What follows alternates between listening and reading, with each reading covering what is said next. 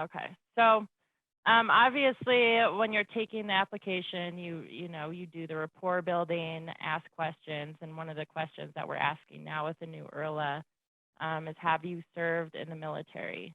So that's basically where it starts with your intake call with them. And I know, from there you're asking, okay, are you currently serving? Are you retired? If they're active, you can ask them what branch, when did you enlist? That'll give you a better idea. If they enlisted 4 years ago or 8 years ago, you may want to watch out on their certificate of eligibility when they might be coming out of the military. So along those lines, in the beginning, have you used your VA benefit before? This is a good question to ask. It'll give you a good idea, if they're familiar with the process, if they're a first-time home buyer. And if they're retired, just a couple questions to ask in the beginning. Do you have your discharge papers handy, or your DD-214? And they'll know what that is if you say that without asking for discharge papers. Also, if they're retired, a lot of veterans are receiving disability compensation. And a good way not to ask if they're on disability is just to ask if they're receiving any comp from the VA monthly. And they'll say yes or no, and that's something that you can ask for later in documents. They get a little award letter from the VA that tells you what they're receiving, how much they're receiving. But I've found that works a lot better than asking a vet if they're disabled, is just asking if they're getting monthly compensation. That's a great tip. Thanks. And then after that, I kind of get a good idea, okay, are they active? Are they retired? Is this their first time? I really go in to explain what a VA loan is and what the benefit is for them. And this is where I usually throw like a creative thank you in there, like, you've made a great sacrifice for this country and this benefit was made for you guys, or not something that sounds cliche, but something that just naturally flows along the lines of, this is a great benefit for you to use, and here's why. Here's the benefits of using this over conventional, over FHA, and here's what it does for you and your family. And that's usually when I tie in like the thank you so much for what you did and what you do and what your family does. Because from what I've heard, they don't like the thank you for your service. They get it all the time. It's super cliche. So if you can figure out something else creative to throw in there, that's what I usually like to do. And that's just what my brother-in-law told me. Some vets may like it, but he told me most of them don't. So, an interesting fact. From there, I say, okay, well, tell me a little bit more about why you're trying to purchase a home. Most of the veterans that I work with are PCSing here. I'm not sure if anybody knows what that means, but it means a permanent change in station, where they're actually ordered to leave their current base and move to a new base. So if they're coming from out of state, and they're active military, they're more than likely PCSing. And that's what you call it. That's what they call it. That's kind of the word for it. Is it are you saying PCS? PCS. Okay. And they say, oh, I'm PCSing from North Carolina, or I'm PCSing from Germany. That means that they got a permanent order to pick up and move their entire life to a new base. Or if they're here, if they're in Colorado currently, you need to dig a little further. Okay, tell me why you're moving. Do you have a current VA loan right now? A little bit more into that. Also, it's important to know how many people are in their household. VA loans are calculated on the income part of it, not only on debt to income, but based off residual income, which is basically what I tell them the fund money is for them every month. So after your bills are paid, after your mortgage is paid, how much money is left over? And the VA actually has guidelines based on how many people are in your family, how much money has to be left over. And they actually look at that first over DTI. So it's really important to know that question. Another good thing to know, will anyone else be on the loan? It is quite common for spouses not to be on the loan. A lot of them are stay-at-home spouses. They take care of the kids. They don't have any income, but it's important for them to know if they're not going to be on the loan for VA, even though they're married, they cannot be on title either. So that's kind of a tough conversation to have with them. They have to be married. So if you have people that are engaged and they're wanting to buy a house together, I've actually told them to go get married first. If you want to be on the loan, if you want to be on title. And a lot of vets do that. They'll just go get married, get the marriage certificate, and get the loan that way. It happens a lot. Jacqueline's had this. Jacqueline tells the same story all the time. She's like, Yeah, well, if you're going to get married and you want to both, yeah. just go to the courthouse. If you have a couple vets moving in together, that's a super complicated process. Luckily, I have not had to do yet. It's called a joint VA loan. But anybody else, you're not allowed to be on a VA loan unless you're occupying the property, unless you're another veteran, or unless you're a spouse. So that's good to know those questions up front. And you can also be like the veteran could be deceased and be the spouse of that veteran by themselves. So what? Like if the veteran has deceased, then the spouse can also get a VA loan. Yes. Yeah, and there's some weird things to that too, I think. That's not always a given. There's some pretty specific guidelines around that. It's pretty rare, actually. I think they have to have been disabled and served in certain wars. Yeah, there's quite a few markers. If I or killed in combat, maybe. Yeah. They've had to be, the spouse has to be a certain age. There's a whole bunch of stuff with that, I think, but it is possible. Are you going to move in right away? I have this going in right now where I have somebody PCSing here from Japan, and we're under contract now, and they got temporary move orders to go to South Korea until March, and we close next month. And with a VA loan, you have to occupy the property within 60 days after closing. However, if they're on temporary leave, let's say that they're going to Afghanistan to help over there, which is pretty common right now for 60 days, they can still close on a house here. So we're going to keep our same closing date, but you just kind of need to have those orders from them. And that's what you asked for. Can you send me your orders for South Korea, your PCS orders? That's what the docs are called. And then another good one. Christine, does that change their pay when that happens? No, you can still go off the BAH, and I'll go over that here in a little bit, basic housing allowance on where their permanent station is. Half of my loans, I've actually dealt with the spouse for communication throughout the, why we're under contract and getting documents. They're working during the day, they're on missions. So I like to ask, will anybody else be handling the communication for you once you're under contract? Who's going to be submitting documents? Who am I going to be talking to? What's a good time to talk? And along those same lines, I always use military time too. When I'm scheduling appointments, scheduling Zooms, I always use military time. And I get the contact information for who I'm going to be speaking with. Any questions on that part? So income, this is where it's really good to know what to ask for. Active military, they do not get pay stubs. They get LES, or leave and earning statements. If you ask for a pay stub, they'll probably look at you like you don't know what you're talking about, which happened to me when I first started this. What do you mean I don't get pay stubs?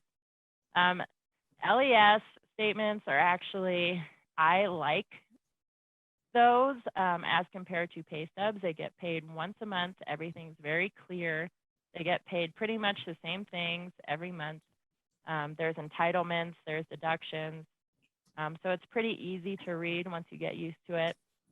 But I just ask them about that. So tell me a little bit more about your base pay. What pay grade are you? What grade are you in the military?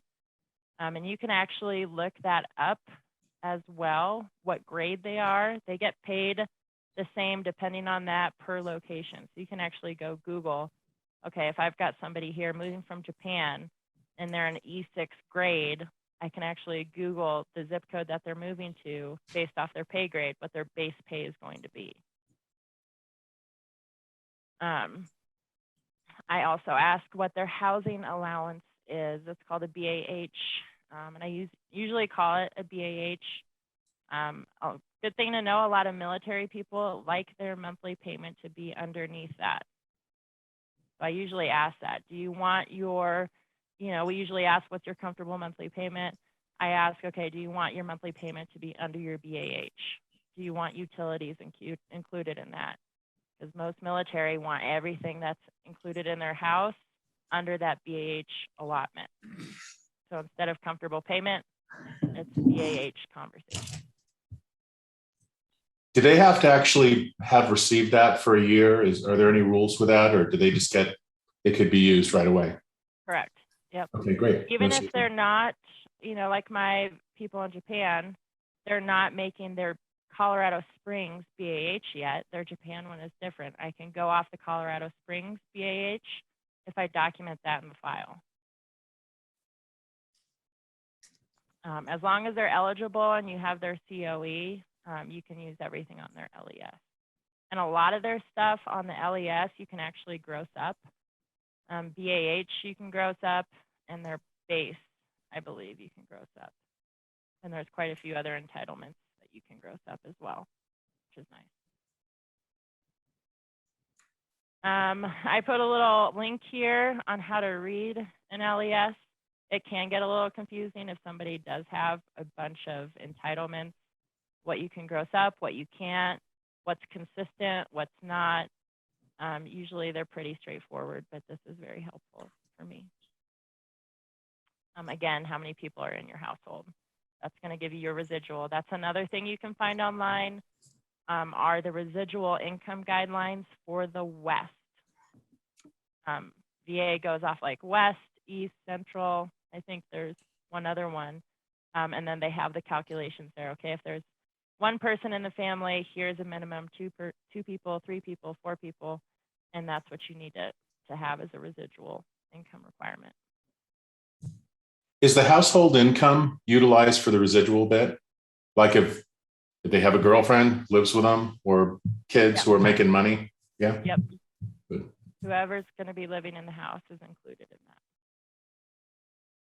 that. Or whoever you know about.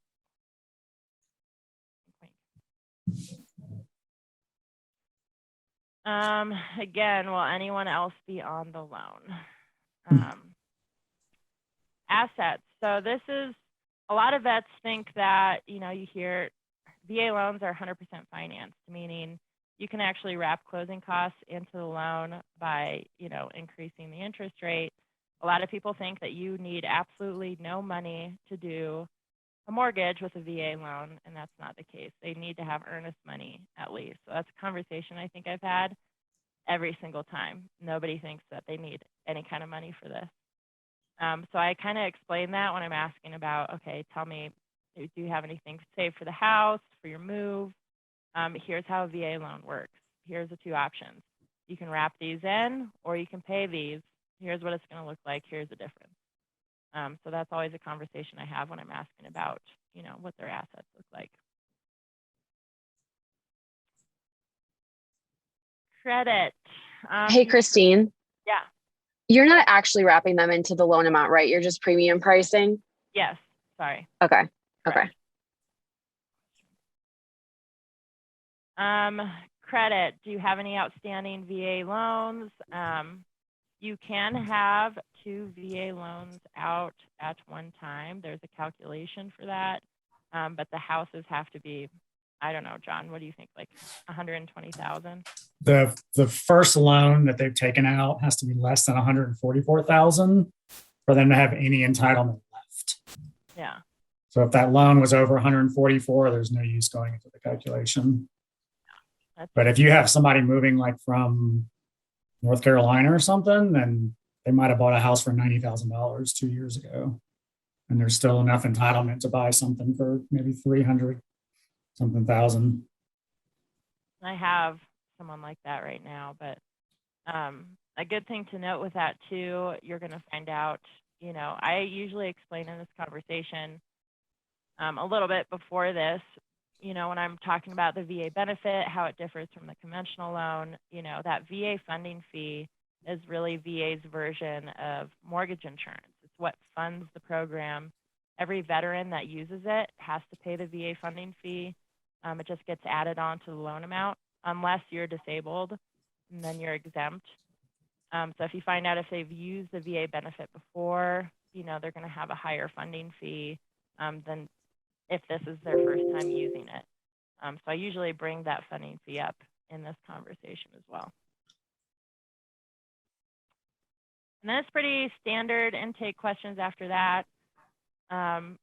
Stuff that we normally ask, but I always make sure to ask, you know, a lot of the people that I'm dealing with are out of state, out of the country. Tell me the best time to speak with you. What's the best way to communicate? Who should I communicate with? Are you going to need a POA for closing? Will you be here for closing? Things like that. And then just little notes. Like I mentioned before, I always use military time when I'm scheduling my Zooms or the next time to communicate. Asking them about verification of employment. We actually do those differently. All we need to do those is their commanding officer information and a statement of service. And Ashley actually made a form in Flowify for that. So I just asked, hey, I'm going to need your CO information so we can contact them to do a verification of employment. And basically on a VA loan, you call 10 days prior to closing, verify employment, and it's taken care of. We don't charge them for VOEs either on VA loans. Is there anything about when their enrollment ends that we need to pay attention to? Good question. There is a spot, I haven't had that come up, but there is a spot on their certificate of eligibility that shows the dates of enlistment. And that is something that you need to look out for. None of the people that I've had have been close to retiring or getting out of service, but they need to be enlisted for at least the next 12 months after closing. Okay, there you go. Yeah, and That then form, sorry. go ahead, Ashley. I was just gonna say, that form, I only built that in yours, Christine. Oh. And then I sent out the form so that everyone could build forms out. Sorry. Sorry. That's freaking awesome, by the way. That's very helpful. I'm happy to help anyone get that in there if you need help. Yeah, it's really, really helpful. So I usually put that CO information in the income folder, just like you would like a VOE. So our team can call them prior to closing. I also kind of give them a heads up, hey, the day of closing, we're going to need to give you a phone call to make sure that you are in fact alive and well. You'll just have to pick up the phone. We'll have to ask you that question. What's a good time for us to call? I just want to give you a heads up. It's nothing to be concerned about. Some people get really weird about it. It's part of the VA process. We have to do that the day of closing, and I think 10 days before as well with the VOE. Interesting. That's Yeah. different. It's weird. Just backtrack a little bit on credit. You skipped over the childcare cost. Just Oh, want to point out how important that is. it is. If they have childcare, it will affect your residual. If you lose your residual, you will lose your approval. Child So care make sure costs you're- are a liability with VA loans. That's definitely a question that you want to ask. It comes out of the residual along with maintenance costs for the house. So VA actually calculates if they're moving into a house based on the square footage of that house, they multiply the square footage by 0.14, and that's the proposed maintenance cost monthly for that house. And that actually comes out of the income as for the residual income calculation. So maintenance and childcare costs are two things that you'll have to worry about on VA that you would not otherwise on a conventional loan. Nice. Anybody have any questions? You know, something I would just add to that real quick, if I could. Yeah. The VA guys I work for, and I don't do a ton of VA, and I'm loving this. Thank you for sharing all this. It's filling in some holes for me. I appreciate it. Good. But they're usually intel guys for some reason in the Air Force, and they're extremely detailed, and a lot of them are looking for a really low rate, 15-year, something like that. You know, they really just want to be aggressive and pay it off. And somewhere along the line, we always end up having and I tend to do this, having conversations about building an investment portfolio.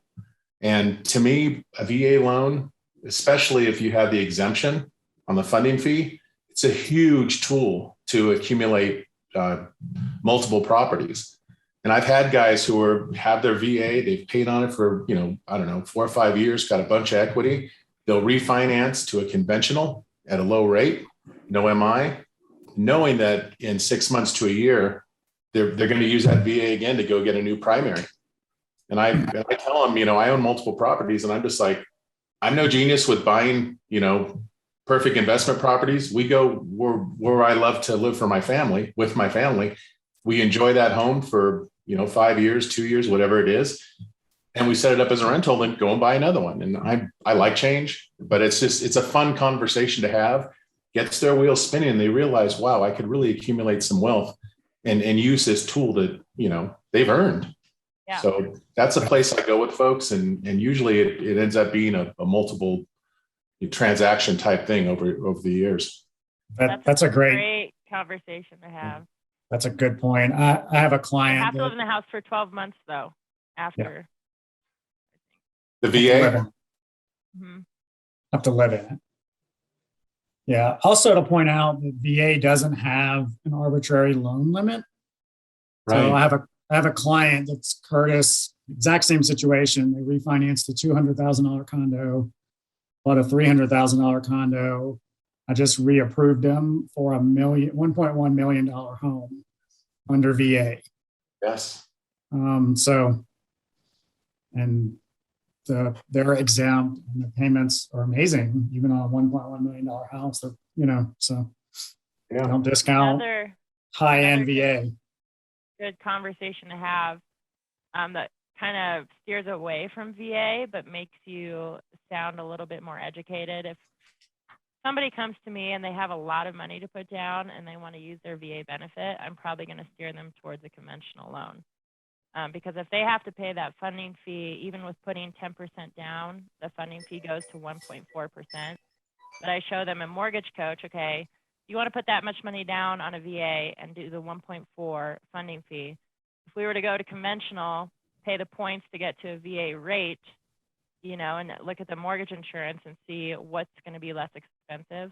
If you can do that scenario with somebody, that is really beneficial. I think that comes across as, you know, giving people options. That's worked out well for me in a couple deals actually, and gotten people to come to me instead of other people if you can show them that. Anyone that has a lot of money to put down, it usually makes more sense to do conventional. It's less expensive after the funding fee. Yeah, good point. Well, Christine, this has been awesome. Thank you so much for your time and putting this together.